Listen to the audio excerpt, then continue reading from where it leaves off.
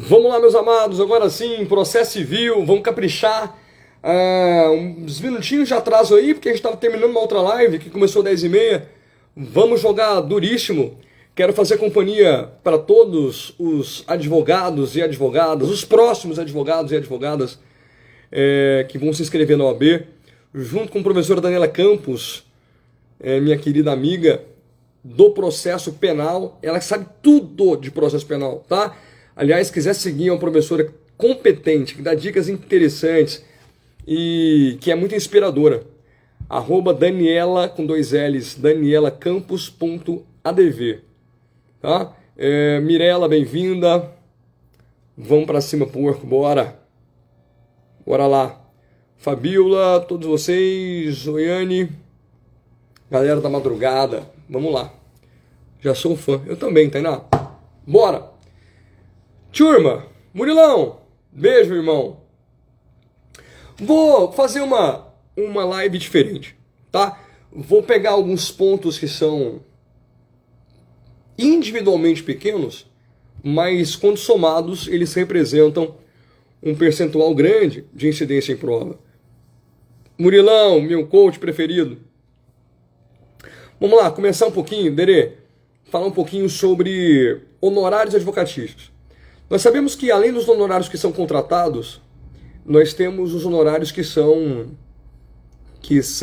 Silvânia, bem-vinda, honorários que são estabelecidos pelo juiz ao cabo do processo, né? Então, além daqueles honorários que nós contratamos, que o cliente contratou, nós temos honorários que são estabelecidos pelo juiz na sentença do processo.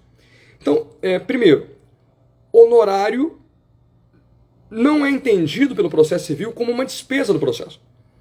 Despesas e custas são outras coisas. Nós temos despesas, então a parte que perde a ação, aquele que sucumbiu, além de pagar as despesas, paga também honorários advocatícios. Tá? Paga também honorários advocatícios. Os honorários no processo do trabalho, que Ramiro falou agora, têm um valor diferente dos nossos. Honorários no processo civil, primeiro, são pagos pela parte que foi vencida, pelo sucumbente, ao advogado da parte vencedora. Então, muito cuidado com isso. Quem perde a ação paga honorários para o advogado da parte vencedora. Eu não pago honorários para a outra parte. Honorários são pagos ao advogado da outra parte. Tudo bem com isso? Logo, senhores, quando há sucumbência recíproca, então, se eu proponho uma ação contra a Daniela e pedi 100 mil reais e ganhei 50, nós dois fomos em parte sucumbentes. Eu sucumbi na metade e ela sucumbiu em outra proporção. Se há sucumbência das duas partes, eu serei condenado a pagar honorários ao advogado da Daniela e ela será condenada a pagar honorários proporcionalmente ao meu advogado. Então as relações não se estabelecem entre credor e devedor entre si. Eu devo honorários ao advogado da outra parte e a outra parte deve honorários ao meu advogado. As relações são cruzadas. E lá na física, se os vetores são cruzados, eles não se anulam. Então só há compensação de verba, só há compensação de créditos quando duas pessoas são credoras e devedoras entre si, Paulinho. Se duas pessoas são credoras e devedoras entre si, vai haver compensação dos créditos. Mas não pode haver compensação de honorários advocatícios, porque eu não devo para o autor e o autor não deve para mim. Eu devo para o advogado do autor e o autor deve para o meu advogado, logo as relações são cruzadas, não pode haver compensação de honorários. Então tome nota disso.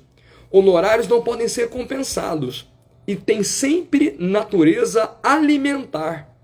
Mesmo quando o favorecido dos honorários, mesmo quando eles forem sacados pela sociedade advocatícia, mesmo assim, eles mantêm sua natureza alimentar. Então, à luz do artigo 85, parágrafo 14, aliás, artigo 85 esse, que tem 20 parágrafos, então é quase um estatuto da OAB dentro do CPC, ali nós temos um artigo só tratando de honorários de altíssima relevância para a sua prova, especialmente nessas partes que eu vou tratar com vocês agora. Eu comecei falando de algo não muito óbvio, né? Honorários não podem sofrer compensação, têm natureza alimentar, e mesmo quando são levantados pela sociedade de advogados para fins tributários é sempre muito importante. Ao invés do João sacar, a sociedade advocatícia que eu integro é a beneficiária dos honorários, porque para fins tributários eu tenho uma alíquota menor. E nesses casos, senhores, mesmo se os honorários forem levantados pela sociedade de advogados, ainda assim, ele tem natureza alimentar. Beleza. Agora você vai me perguntar, professor, você falou no começo da live que o valor era diferente do valor do processo do trabalho. Eu nem sei qual é o valor trabalhista. Vou aqui me ater àquilo que eu conheço e posso te ajudar, que é no processo civil. No processo civil, doutores e doutoras, os honorários têm limite mínimo de 10% e máximo de 20%. Mínimo de 10% e máximo de 20%. Levando em conta o quê? Porque sempre que eu tenho um percentual, o percentual sobre nada é nada. Meu mestre, doutor Paulo Cisneiro. Um percentual sobre nada é nada. Tudo bem, então, nós temos um limite mínimo de 10%, um máximo de 20%, que leva em conta o valor da condenação. Muito cuidado, porque é muito comum que vocês se equivoquem na hora da prova e coloquem como quase tudo que é percentual em processo civil. Calcula-se sobre o valor da causa. É muito normal que você, ao pensar em honorários advocatícios no processo civil, também pense numa alíquota incidente sobre o valor da causa, o que não é verdade. Eu preciso muito, mas muito mesmo, que você fique muito atento ao que eu vou te falar agora. Porque se a questão de prova for essa, obrigatoriamente ela vai tratar desse aspecto que eu vou comentar nesse instante com vocês. Meu amigo Nerisvaldo, doutor Neri, preste atenção. Ney, o juiz estabelece 10% de honorários em razão do trabalho que o Ney praticou no processo, ganhou a ação. Ele condena então João Augusto a pagar honorários para o advogado da outra parte, que é Ney. 10% de honorários advocatícios que incidem sobre o valor da condenação. Então, houve uma condenação expressiva no valor de R$200 mil. Eu vou pagar, então, honorários para o advogado da outra parte, a parte vencedora, no importe de 10% sobre o valor da condenação. Agora, perceba, o juiz vai estabelecer um limite mínimo de 10% e máximo de 20%. Ele vai levar em conta o zelo, a duração do processo, o local da prestação do serviço, o tempo gasto, e a partir daí estabelecer uma alíquota mais perto de 10% ou mais perto de 20%. No nosso exemplo aqui, ele estabeleceu 10%, e eu acabei de te lembrar que esses 10% são calculados sobre o valor da condenação. Senhores, e se não houver condenação? Não havendo condenação, imagine, se a Paulinha trabalhou tão bem a ponto do cliente dela, que é o réu, não ter sido condenado. Às vezes eu trabalho para o réu para quê, mestre Paula? Para que o réu não seja condenado. Se o réu não é condenado, em razão do brilhante trabalho que seu advogado praticou no processo, é óbvio que esse advogado merece honorários. Mas aí ficaria um percentual, 10%, sobre o valor de uma condenação que inexiste. Então a lei colocou a gradação. Não havendo condenação, o percentual incide sobre o valor do proveito econômico. Segunda dica de ouro: 10 a 20%, natureza alimentar, vedada compensação, e esse percentual incide sobre o valor da condenação. Se não houver condenação, proveito econômico. O que é proveito econômico, professor? Tudo aquilo que eu impedi que você tivesse que gastar. Em razão do meu trabalho, você deixou de ser condenado em 50 mil. Então houve, a partir da minha prestação de serviço, um proveito econômico em seu favor de 50 mil reais. Calcula-se então esse percentual sobre o proveito econômico. Se tiver apelação, são 2 honorários? Sim. Nos recursos, no cumprimento de sentença, na execução, na reconvenção, eu tenho novos honorários que são acrescidos àqueles que eu já tinha. Segundo o artigo 85, parágrafo 1º, sempre cumulativamente. Então, meu amigo fez uma pergunta muito boa. Além desses da sentença, eu posso aumentar, ganhar mais? Sim. Se eu for para o recurso, eu estou trabalhando mais que você que foi até a sentença. Logo, eu mereço mais honorários que você. Então, eu vou acumular novos honorários àqueles que eu já tinha. Em recurso, na execução, no cumprimento de sentença, embargada ou não, na reconvenção, sempre mais honorários em razão de um maior esforço. Só que tem um detalhe aqui, viu? Gonçalves. Esses novos honorários que se acrescem àqueles que eu já possuía, a somatória não pode ultrapassar o teto de 20%. Compreende isso? Então, o que eu já te falei por enquanto? Tem natureza alimentar, vedada a compensação, mesmo se a sociedade advocatícia for a destinatária dos honorários, eles continuam tendo natureza alimentar, o percentual mínimo é de 10%, percentual máximo de 20%. Esse percentual é estabelecido levando em conta o zelo, duração, o local da prestação de serviço e incide sobre o valor da condenação.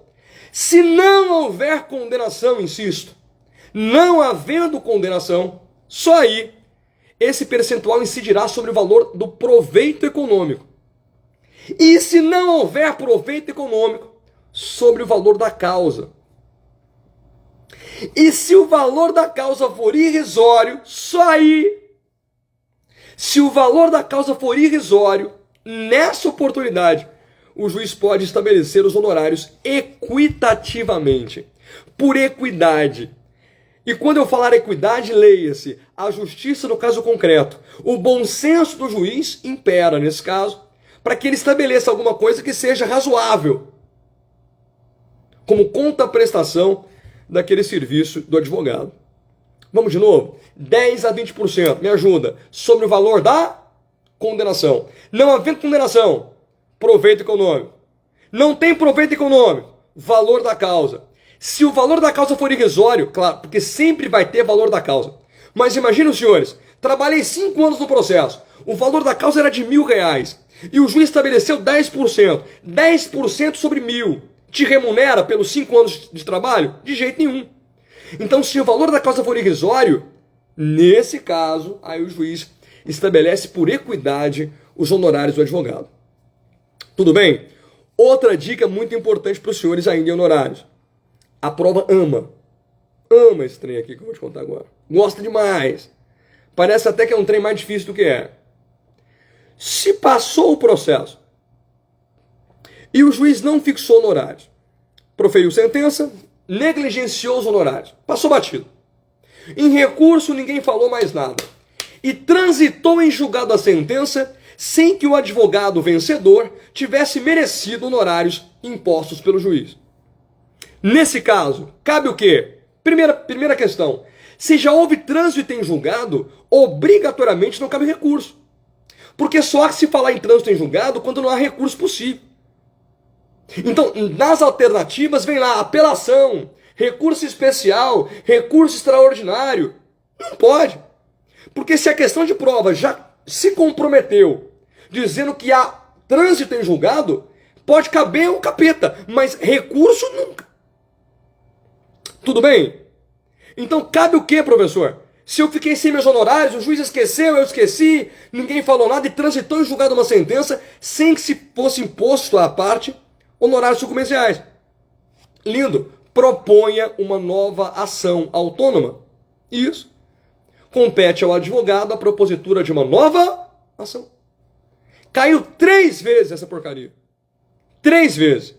Um convite ao estudo do 85, sem a menor dúvida. Porque talvez não venha esse parágrafo 18. Talvez venha outro. Talvez agora venha o 14, falando que é vedada a compensação. Talvez venha a questão te falando que, cumulando os honorários que eu tive na sentença, mais os do recurso, não pode extrapolar o limite máximo de 20%. Então, eu cumulo novos honorários em cada nova etapa do processo? Sem dúvida, desde que a somatória não ultrapasse 20%. É verba alimentar, vedada a compensação, condenação, depois proveito econômico, depois valor da causa, depois equidade. Eu aposto que não sai disso. Tem 20 parágrafos, mas o que realmente importa para a advocacia são esses. Tudo bem? Jura? Bora para frente. Vou pegar um outro ponto pequenininho. Gratuidade da justiça. Aí é sair do artigo 85 e ir para o artigo 98. Gratuidade da justiça. Quem tem direito? Todas as partes. Em tese, todo mundo pode fazer jus ao benefício da gratuidade da justiça. A pessoa natural e a pessoa jurídica, ambas podem ter o benefício da gratuidade, com uma diferença importantíssima. A pessoa natural, quando alega a sua hipossuficiência econômica, a mera alegação goza de presunção de veracidade. Então, se eu, João Augusto, pessoa natural, propuser uma ação contra você, Murilo, e alegar que sou hipossuficiente, ou seja, que não consigo suportar as despesas do processo, sem comprometer meu sustento e da minha família, é suficiente para que o juiz presuma que eu seja realmente hipossuficiente, pobre para fins processuais, e me dê a gratuidade da justiça.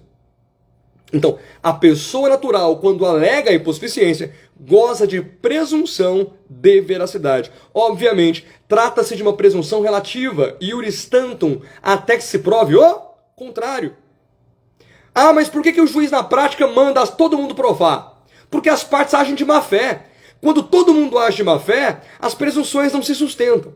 Se todo mundo pedir gratuidade, o juiz passou a ter que separar o joio do trigo e mandou todo mundo provar. O que o juiz não pode fazer é indeferir o benefício que eu pedi sem me oportunizar a prova. Ele não pode olhar para o João e falar: ah, João, você não tem cara de que está passando necessidade, não. Indefiro. Não pode. Se eu pedir o benefício, ele é obrigado, antes de negar, oportunizar que eu demonstre meu estado de hipossuficiência. Mas eu retomo com os senhores. A hipossuficiência alegada pela pessoa natural goza de presunção de veracidade. Da pessoa jurídica, não. Eu não disse que a pessoa jurídica não pode fazer jus ao benefício. Pode. Mas ela dependerá sempre de prova. A alegação de hipossuficiência da pessoa jurídica não goza de presunção de veracidade. Tudo bem? Legal. Eu tenho um outro destaque aqui para fazer com os senhores ainda sobre o tema gratuidade. Turma, quando eu peço gratuidade e o juiz concede, eu, autor, pedi o benefício da gratuidade. O juiz concedeu. O réu pode impugnar em preliminar de contestação. Então, eu posso pedir o benefício de gratuidade em qualquer momento do processo. Se eu pedir na petição inicial, o réu impugna na contestação. Se o réu pedir para ele o benefício, o autor impugna na próxima oportunidade, Rafa, que lhe compete falar no processo, que é a réplica. Se o recorrente pedir no recurso, o recorrido impugna o benefício concedido nas contrarrazões recursais. E se eu pedir em qualquer outro momento e o juiz conceder, a outra parte será intimada e poderá impugnar em 15 dias. Mas muita atenção com o que eu vou te contar agora, que cai. E se cai, e você estiver me fazendo ficar aqui até meia-noite e meia para gritar isso para você e você errar, eu sou capaz de ir na sua casa ter uma conversa com seus pais. Muita atenção nisso agora, para a gente nunca errar isso aqui numa prova. Pedido de benefício e gratuidade. O juiz concedeu, a outra parte impugna dentro do próprio processo.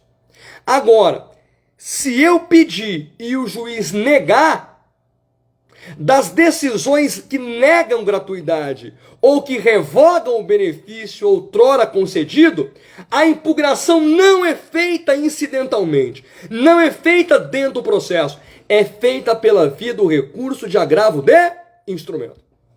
Isso. Eu tenho os melhores alunos do Brasil. Pode vir quem quiser. Eu tenho os melhores alunos do Brasil há muito tempo. Há muito tempo. É um povo fora de série. Tem os perrapatos. Tem.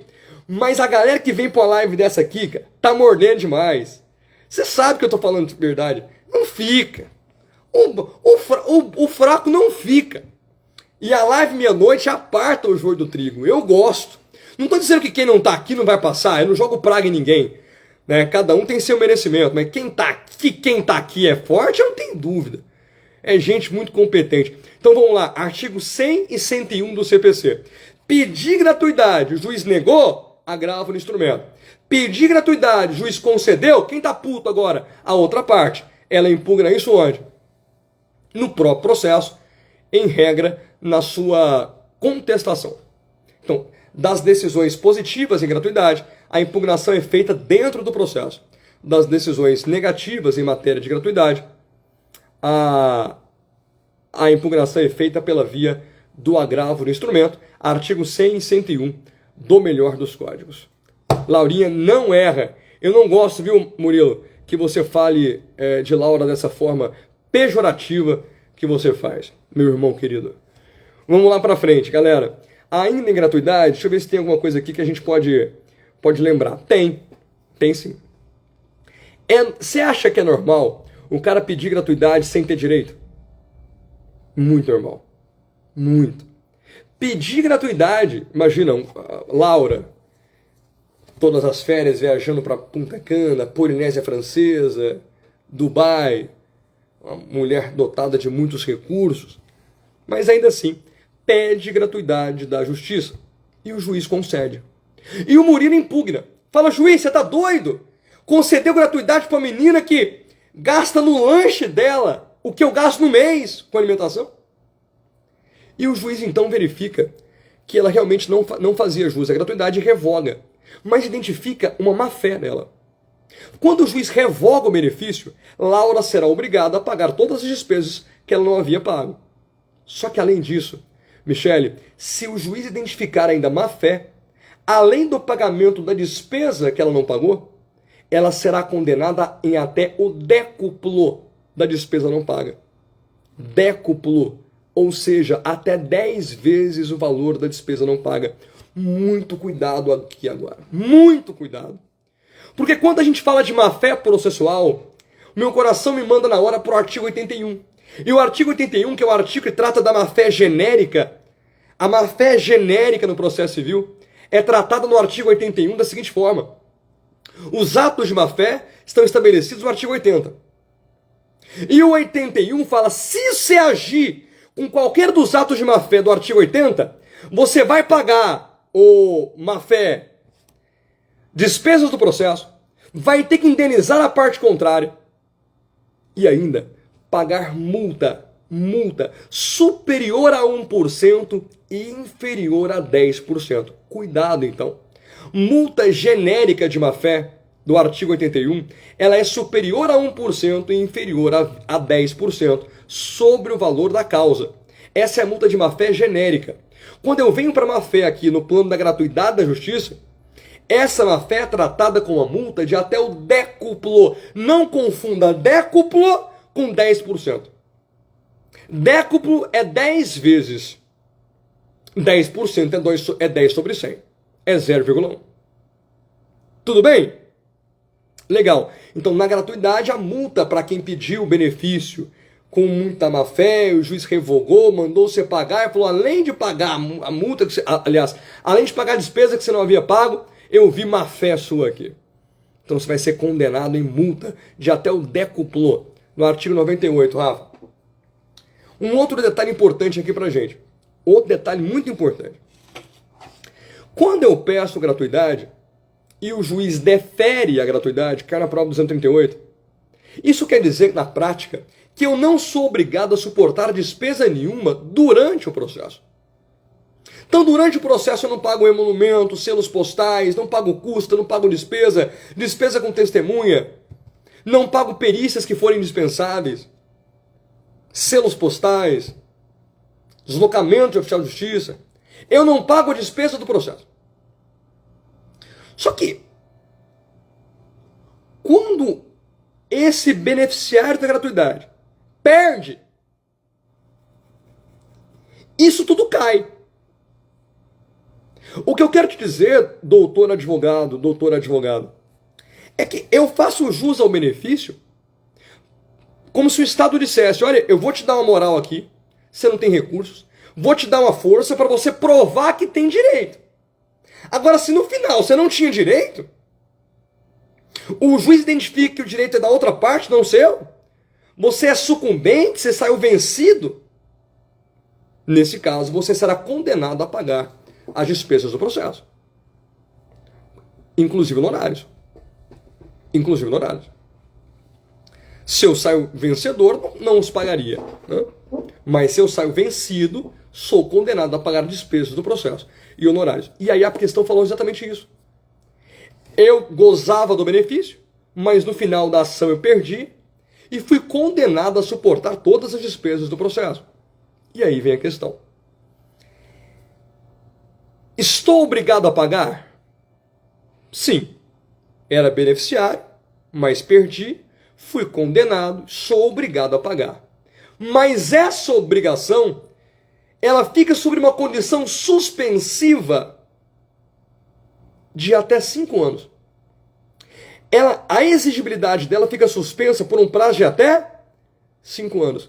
Se após os 5 anos, passados 5 anos, não houve mudança no meu estado econômico, extingue-se a obrigação. Extingue-se a obrigação. Agora, se nesses 5 anos eu ganho dinheiro e mudo meu cenário econômico, você me executa. Compreendem que o benefício é para durante o processo? É para que eu consiga demonstrar, sem ter que pagar por isso, que eu tenho direito ao que eu alego ter na ação. Se ao final fica demonstrado que eu não tinha o direito que eu alegava ter, eu, além de perder a minha pretensão, o juiz me condena a pagar despesas que eu não havia pago. Uma ação autônoma ou tem uma ação específica, é um cumprimento de sentença, na verdade, feita dentro do próprio processo. Valeu demais, Neizinho? Valeu demais. Bom, amados, vamos sair daqui. Saímos de honorários, passamos por gratuidade. Deixa eu ver para onde eu vou, não tenho noção para onde eu vou. Vamos falar de...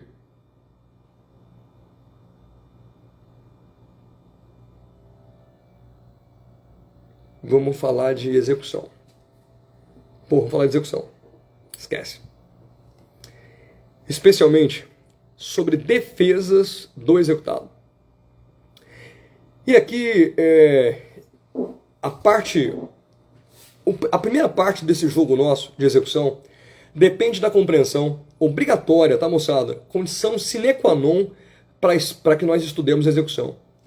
Que você compreenda que a execução é um processo destinado a transformar certeza em adimplemento. Nós temos 2 processos só, doutora Flávia. Nós temos só 2 processos no processo civil. Ou é um processo de conhecimento, ou é um processo de execução. Não há outro. E o processo de conhecimento eu me valho do processo cognitivo quando eu preciso transformar incerteza em certeza. Eu acho então que o celular ou o computador no qual você me assiste, eu acho que ele é meu. E você fala, não, professor, é meu. E essa crise de certeza faz nascer uma lide, e eu submeto a lide ao Estado, exercitando o direito de ação, e essa ação é instrumentalizada por meio de um processo chamado processo de conhecimento. Esse processo de conhecimento ele parte de um ponto, qual? Incerteza. A incerteza submetida ao Estado por meio do exercício de direito de ação, instrumentalizado por meio de uma petição inicial. Tá aqui, Batman. Petição inicial do autor. E o processo é o caminhar que vai desde essa petição inicial, onde eu apresento essa incerteza, minha pretensão, até a sentença, que transforma essa incerteza inicial em certeza. O juiz então condena Ney a pagar a João R$5.000. Se nós tínhamos incerteza quanto ao direito ao crédito, deixei de tê-lo. Uma vez que Ney foi condenado, eu tenho agora certeza que Ney me deve 10 mil. Assim como eu tenho certeza que ele me deve 10 mil, se ele emitisse um cheque para mim. Foda-se o porquê. Ah, mas foi de dívida de pôquer. Não interessa. Se eu tenho um cheque emitido por ele, eu sou credor de 10 mil e ele devedor de 10 mil. Ponto. O título executivo goza de uma eficácia em abstrato. Eu não preciso gastar muita lenha, eu não preciso me esforçar para justificar que eu mereço aquele crédito, porque está no título. Só que o Ney não paga. Quando o Ney não paga, nasce uma nova crise. Mas não é mais uma crise de conhecimento. É uma crise de adimplemento. Fosse crise de certeza, fosse uma crise de certeza, eu acho que ele disse que não deve, era processo de conhecimento. Como agora eu tenho direito certo, porque está em título executivo, seja extrajudicial, seja judicial, os títulos só são títulos porque a lei diz que é título. E eles têm eficácia em abstrato. Ou seja, irmão, traga para mim o título. É suficiente para que eu entenda para que eu tenha certeza que você, João, é credor de 5 mil e Ney é devedor dos mesmos 5. E aí no processo de execução, nós não iremos oportunizar muitas defesas. No processo de execução, como eu parto da premissa que o exequente ganha e o executado perde, é um processo, para alguns autores, de desfecho único. Não há que se falar aqui em citação nem intimação de devedor para se defender. Então você nunca vai ver na execução, tirando fazenda pública, você nunca vai ver o executado citado ou intimado para se defender. Ele é sempre citado para pagar. Porque o juiz reconhece o título. Fala, porra, você tem título, irmão. Que massa. Então, executado, que pena. Pague aí pro João os 30 mil. Porque é do caralho o título dele. Tudo bem, Tainara? Roger, Flávia. Então, executado é citado ou intimado para pagar. Claro, se a obrigação for te pagar. Se a obrigação for de fazer, é intimado para fazer. Se for de entregar, citado para entregar, foda-se. Depende do comando obrigacional. Mas e aí, prof? Não tem jeito dele se defender? Tem. Não é à toa que a matéria tem esse nome, defesas do executado. Só que não é algo natural, um contraditório do executado, como é na ação de conhecimento. Repito, o comando por executado é pague, entregue, faça, desfaça. No prazo tal. E agora vamos abrir aqui 2 compartimentos. Duas caixas separadas para nós compreendermos bem o que é uma execução de título judicial e o que é uma execução de um título extrajudicial. Eu preciso da sua compreensão. Se nós estivermos diante de títulos judiciais previstos pelo CPC no artigo 515, nós teremos uma etapa do processo chamada cumprimento de sentença. Essa fase aqui criou a sentença e como o Ney não me pagou, eu enriqueço o processo com uma nova fase. Eu crio uma nova fase dentro do mesmo processo e dou a essa fase de execução da sentença o nome cumprimento de sentença. Senhores, então eu não posso falar em execução de sentença, ou ação de execução de sentença, ou ação de execução de título judicial. Porque os títulos judiciais, eles são executados no mesmo processo em que eles foram concebidos. Logo, se o processo criou a sentença, dentro desse mesmo processo, essa sentença será executada por meio de uma nova etapa, de um módulo processual chamado cumprimento de sentença. Um cumprimento de sentença. Gonçalves, já respondo isso. No cumprimento de sentença, senhores, eu vou falar agora apenas e exclusivamente de execução de títulos judiciais. Executado intimado. Por que ele não é citado, professor? Porque ele já é parte da porra do processo. Eu acabei de dizer para os senhores que o título foi formado no processo. Se o título foi formado no processo, e nesse mesmo processo eu vou executar esse título, não tem por que nós citarmos o executado. Basta que ele seja intimado. Porque não faz sentido convidar alguém para uma festa em que essa pessoa já está.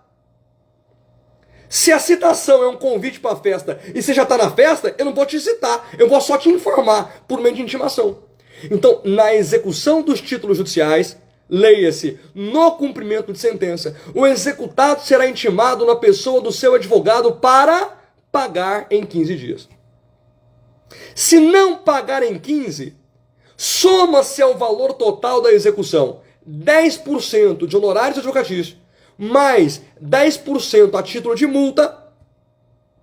Então, 10 de multa, 10 de honorários, O exequente pode levar a protesto o título transitado em julgado. Terei meus bens penhorados. Professor, mas e a defesa? Nesses 15 dias, a lei fala que esses 15 dias para pagamento é um prazo de pagamento voluntário. O que de voluntário não tem nada, convenhamos. Senhores, um prazo voluntário como? João, 15 dias, mas na moral aí, é voluntário, hein? Voluntário, irmão? Se eu não pagar em 15 dias, 10% de multa, 10% de honorário, penhoram minha família, meus filhos, minha esposa. Tá louco? Mas, vencidos os 15 dias, que a lei chamou de prazo de pagamento voluntário, inaugura-se um novo prazo de também 15 dias.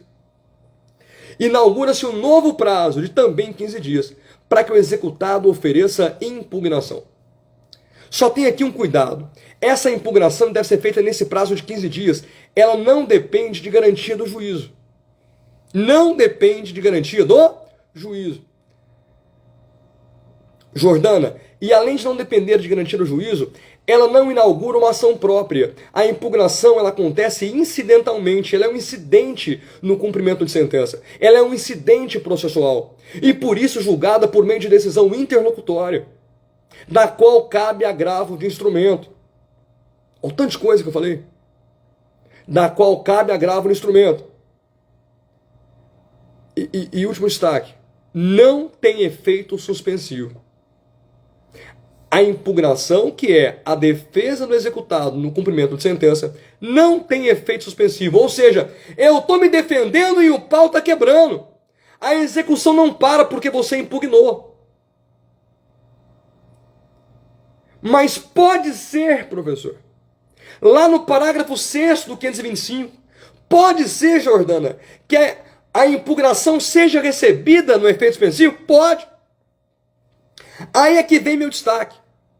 Eu acabei de dizer para os senhores. Boa, vou falar disso aí também. Eu acabei de dizer para os senhores que a impugnação ela é feita em 15 dias e não depende de garantia do juízo. Todavia, se eu quiser que a impugnação seja recebida pelo juiz com efeito suspensivo, a primeira coisa que eu tenho que fazer é garantir o juízo.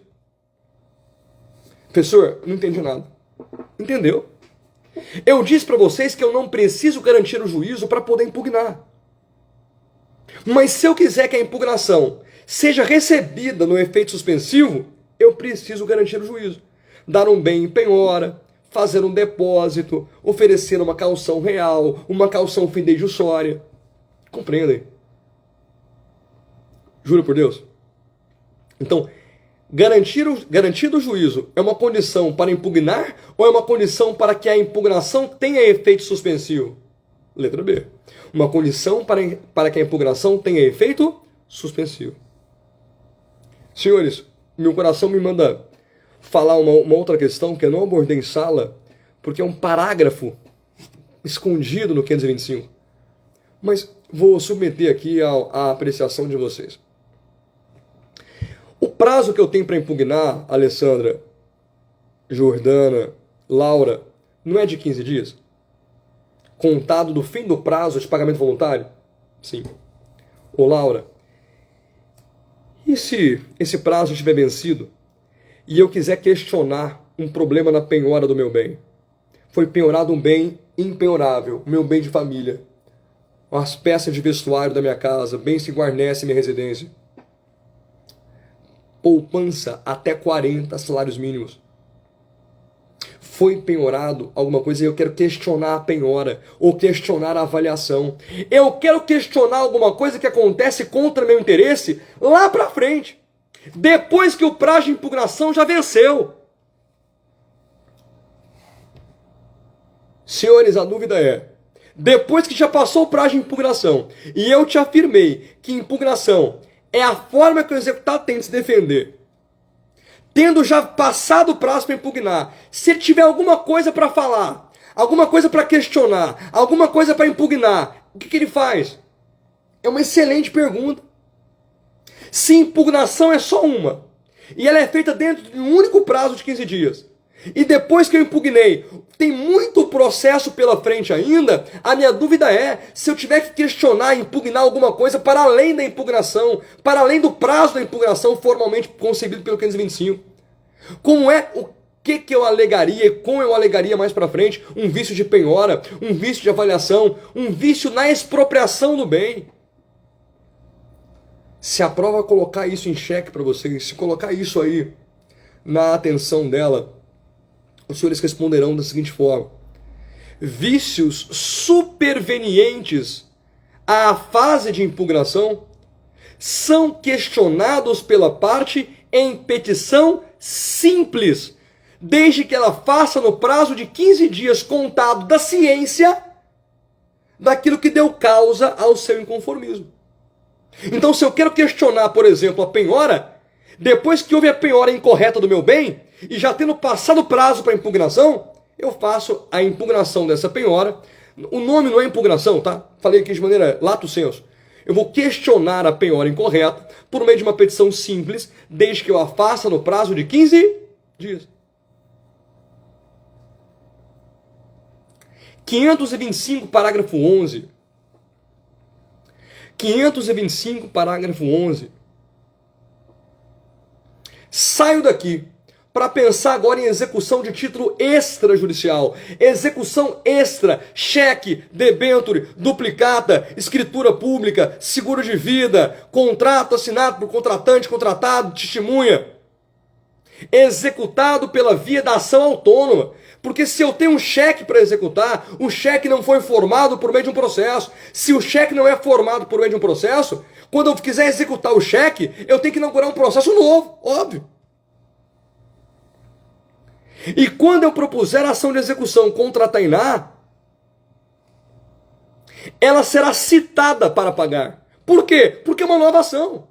E se é uma nova ação, uma nova relação jurídica sendo criada, uma nova actum trium personarum, eu tenho exequente e juiz. Tem que fazer o que com o executado? Citar. Citação pelo 238 é o ato por meio do qual se integra réu, terceiro e executado ao processo.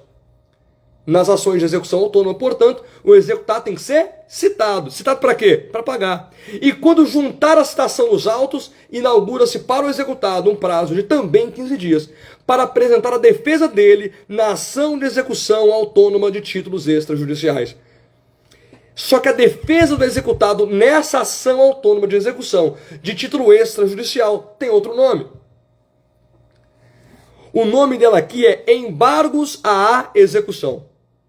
Então essa, você que havia dito embargo à execução é exclusividade da execução dos títulos extrajudiciais. Cumprimento de sentença, não existe embargo à execução. Se a questão começar a falar, mas o título executivo judicial, a sentença arbitral, pelo amor de Deus, sentença arbitral é título judicial. Se for ser executada, é por meio de cumprimento de sentença. Logo não há embargo à execução, existe impugnação. Agora, execução de cheque, nota promissória, duplicata, escritura pública, seguro de vida e o caralho, crédito decorrente de contribuição condominial, viu? Dívida de condomínio, a prova está adorando isso. O condomínio te executa, ele tem na mão dele um título executivo extrajudicial, artigo 784, inciso 10. Nesses casos, doutores, o executado é citado para pagar em 3 dias. Juntou o mandado nos autos? Juntou o mandado citatório do processo? Juntou. Inaugura-se um prazo de 15 dias a partir da juntada para que a parte executada ofereça embargos à execução. 15 dias contados da juntada da citação nos autos. Muita atenção aqui agora. A impugnação era um incidente processual. Embargo à execução é uma nova ação. Não, professor, como assim? Embargo à execução não se dá dentro da execução. Embargo à execução acontece por meio de uma petição inicial. Você cria, você desenvolve embargo à execução por meio de petição inicial própria. Você está propondo uma outra ação. Quando você oferece, opõe, o verbo correto aqui é opor. Quando você opõe embargos à execução, você está, na prática, propondo uma nova ação. E pasmem, ação de conhecimento. Embargo à execução tem natureza jurídica de ação cognitiva, de ação de conhecimento. Aliás, o artigo 917, inciso 6 ou 7, é o 917, inciso 6 ou 7, fala que é lícito ao executado no embargo à execução tratar de qualquer matéria que seja lícito apresentar numa ação de conhecimento. Enquanto na impugnação a defesa era restrita ao que aconteceu depois da sentença, no embargo à execução, como nós estamos diante de um título que não foi formado por meio de um processo, mas é um cheque que ninguém teve contraditório sobre ele ainda, o embargo à execução permite defesa amplíssima. Eu posso, nos embargos à execução, apresentar qualquer defesa. Transforma-se isso, então, numa ação de conhecimento. Embargo à execução, eu vou repetir, senhores, não se trata de execução, por mais que o nome seja esse. Embargo à execução é uma ação própria. Tem distribuição por dependência, ou seja, se tem distribuição, trata-se de uma nova ação. Termina com sentença. Embargo à execução termina com sentença. Da decisão que julgar embargo à execução, cabe apelação. Da decisão que julgar impugnação, cabe agravo de instrumento. Por quê? Porque a impugnação era incidente e embargo à execução é uma nova ação. Agora sim, pontos comuns. No embargo à execução também não há necessidade de garantia do juízo. E no embargo à execução também não há efeito suspensivo, a não ser que você requeira, demonstre a garantia do juízo e ainda demonstre perigo mora e fumus boniures, para resumir para vocês. Então, como regra, doutor Ricardo, os embargos à execução, tal como acontece na impugnação, não gozam de efeito suspensivo. Se eu requerer provar perigo mora, fumus boniures e garantir o juízo, aí os embargos também serão recebidos no efeito suspensivo, que não é comum, não é regular, não é de fábrica para eles. Tá? Bacana. Eu esqueci de ligar o ar, cara. E eu tô indo assim mesmo. Para ligar o ar, tinha que encaixar o controle. Foda-se. Vamos dar o sangue aqui. Última dica. Se eu quiser, no embargo à execução, abrir mão de me defender para tentar pagar parcelado, eu posso? Só piora, né? Se eu quiser abrir mão de me defender nos embargos de execução, eu posso? Posso, pessoal. Basta não embargar. Verdade. Mas nesse prazo de embargo, o artigo 916 fala o seguinte: o executado, devedor, se você tiver vontade de pagar, você pode tentar um negócio interessante. No prazo que você dispunha para embargar, ou seja, nesses 15 dias, primeiro, você reconhece, o executado é uma condição, tá? Reconheça que deve tudo. Que não é só os 30%. Talvez essa parte seja até mais fácil, viu? Mas você tá certo. Reconheça que deve a porra toda. Sabe esses 800 mil reais aí, do cálculo? Eu devo mesmo. Aí, reconheci a totalidade do débito. Reconheci. Abro mão de embargar.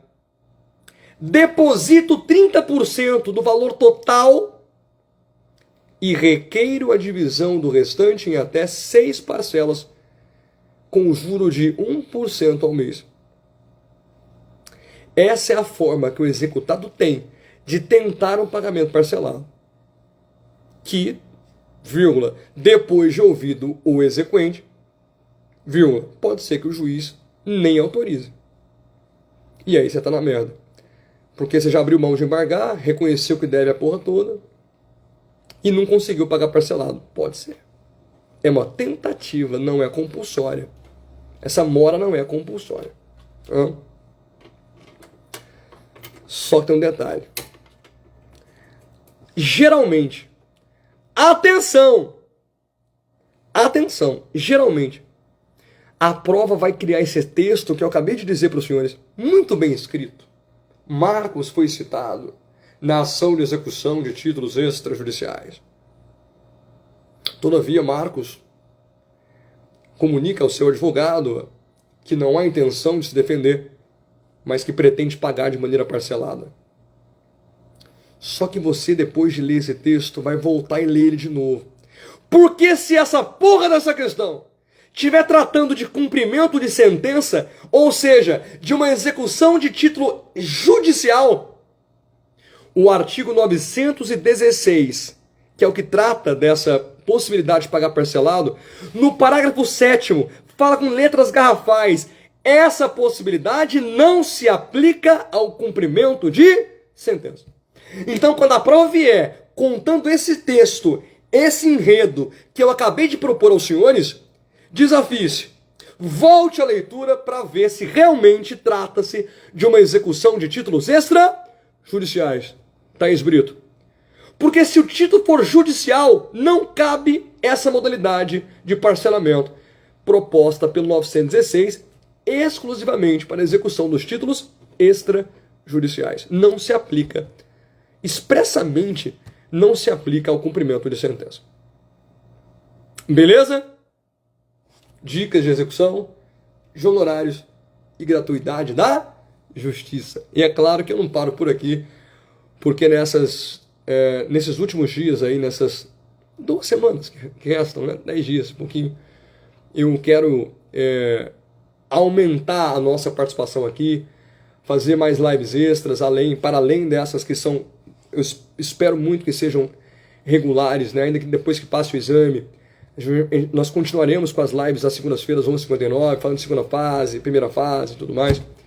Espero que faça sentido para vocês que ficam acordados até essa hora. Eu sei que é difícil, mas eu espero que seja um tempo melhor aproveitado do que seria se você não estivesse aqui. Tá bom? Dere, obrigado pela companhia de todos vocês. Tainá, Rose, Thaís, obrigado a todos. É sempre um prazer ter a companhia, né? Se eu estivesse sozinho aqui seria muito triste. Então que bom que vocês estão aí. Ney, valeu demais. Bom toda a vida. Laurinha, sempre um prazer. Tá? Ó, beijo. Deu sim, cara. Sem dúvida que sim. Alessandra, boa noite pra você também. Bom demais. Valeu, Murilão. Beijo pra você, fica com Deus. Jefferson. A todos os meus amigos aí. Cleibe.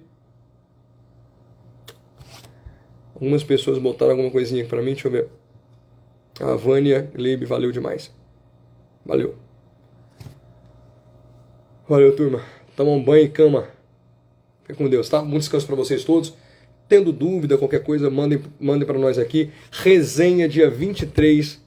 Eu tô caprichando muito na resenha, tá? Vamos fazer um evento massa, de energia boa, para nós somarmos ali as nossas competências e entregar uma coisa bem legal para vocês, Carol. 23 de março vai ser no auditório. Amanhã eu passo em sala falando, mas a galera também que tem vontade de participar conosco, na bio tem um link de acesso e você, na nossa bio aqui do IGD_UAB, um link para você adquirir o seu convite, que é bem barato, vale muito, tá? Cada centavo investido nesse evento. Beijo. Ô Murilo, não fala da Laura perto de mim, não.